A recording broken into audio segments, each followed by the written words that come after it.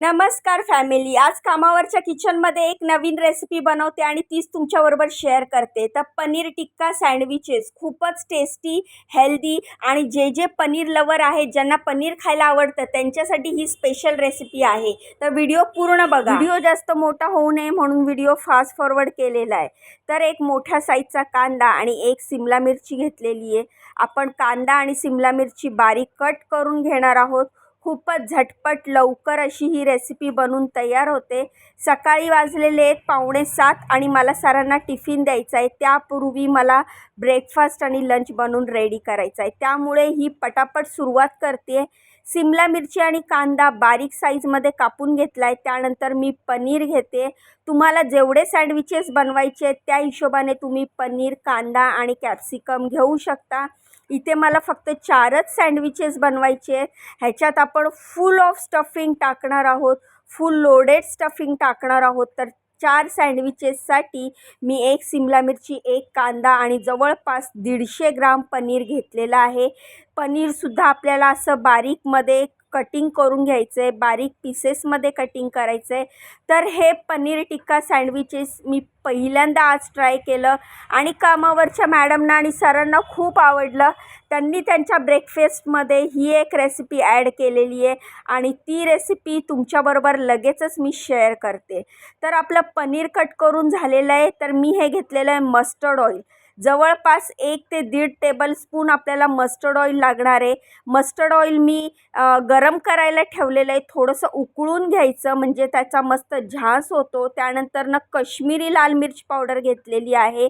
कश्मीरी लाल मिर्च पावडर रंगासाठी घेतलेली आहे. ती एका बाउलमध्ये घेतल्यानंतर अंदाजे 1 ते 1.5 चमचा कश्मीरी लाल मिर्च पावडरमध्ये आपण जे मस्टर्ड ऑइल गरम केलेलं आहे ते उकळतं मस्टर्ड ऑइल त्याच्यात टाकणार आहोत. त्यानंतर त्याच्यात हळद, धणा पावडर, जिरा पावडर, ब्लॅक पेपर पावडर, गरम मसाला, हे सगळं आपण ह्याच्यामध्ये घरातले घरगुती मसाले टाकणार आहोत.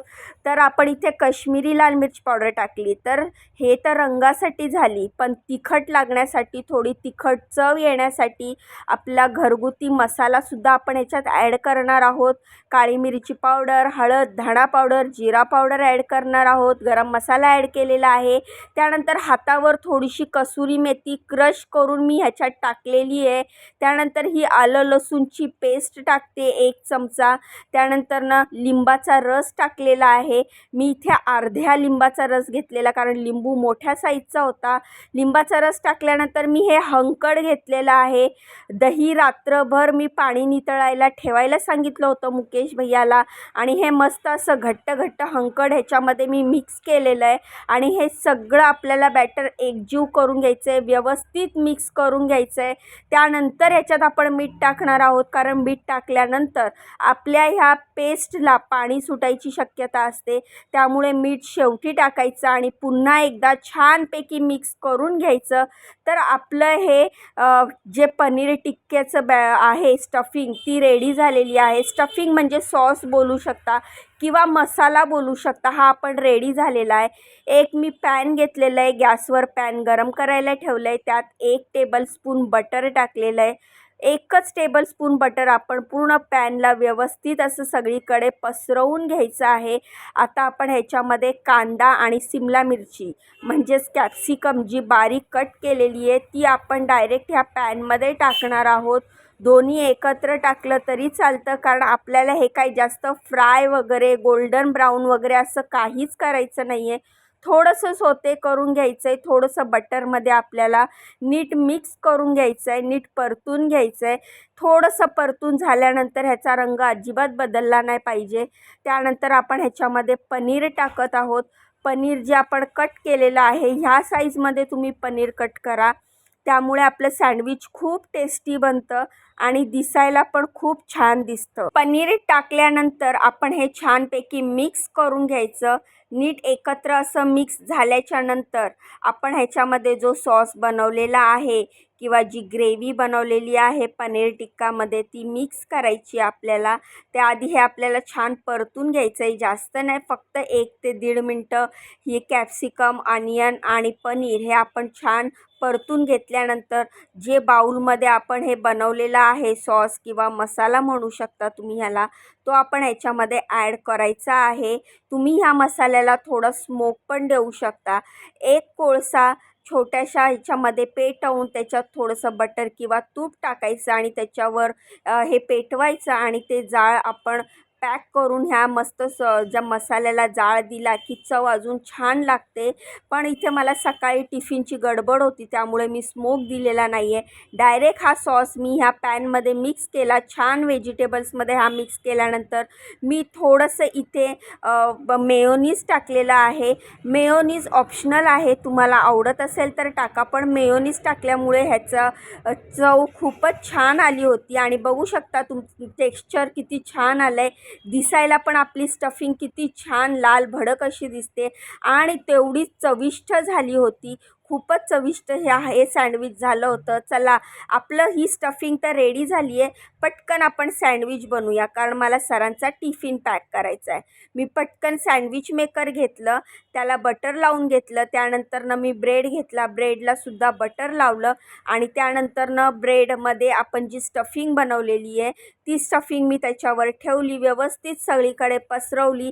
त्यानंतर चीजचं स्लाईस ठेवलं. एका स्लाईसमध्ये मी 2 सँडविचेस बनवले. अर्धा स्लाईस मी इथे वापरलेला आहे. तुम्हाला जर हे जास्त चीजी पाहिजे असेल तर तुम्ही एक्स्ट्रा चीज ॲड करू शकता किंवा मोझरेला चीज पण तुम्ही इथे टाकू शकता. तर मी इथे चीज टाकल्यानंतर दुसरा ब्रेडचा स्लाईस ठेवला आणि हे गॅसवर ठेवलं. हे आता आपण दोन्ही बाजूंनी दोन्ही साईडनी व्यवस्थित भाजून घेणार आहोत.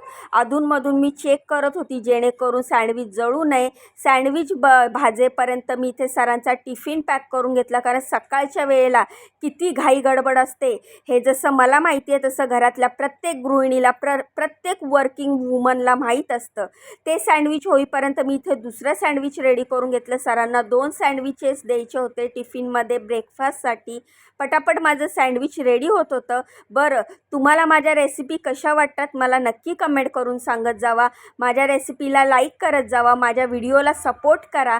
व्हिडिओला लाईक केल्यानंतर चॅनलला सबस्क्राईब करा.